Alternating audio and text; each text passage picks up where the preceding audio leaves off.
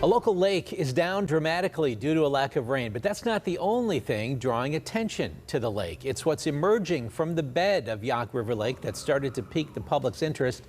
Thanks for joining us at 6. I'm Ken Rice. And I'm Kim Gable. Our Chris DeRose went there to find out why it's been rising from the deep. Have you ever wondered what's at the bottom of a lake? Well, here at the Youghiogheny River Lake, the answer is an old bridge and the remnants of an old town.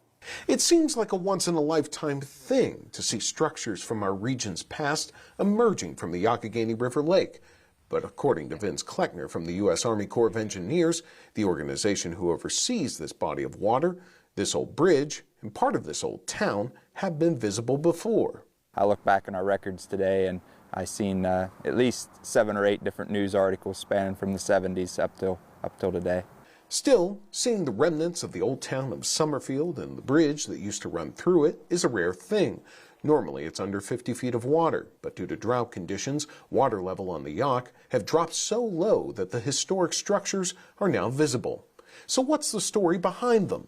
The name of the bridge was Great Crossings Bridge. Now, that name comes from George Washington's reference to the area during certain marches along Braddock's Road, and prior to that, that was known as the Great Crossings of the Youghiogheny River. The bridge was christened by then President James Monroe.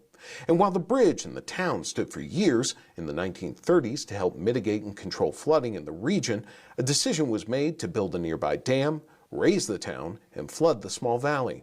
Summerfield and the Great Crossings Bridge seemingly slipped beneath the waters into history.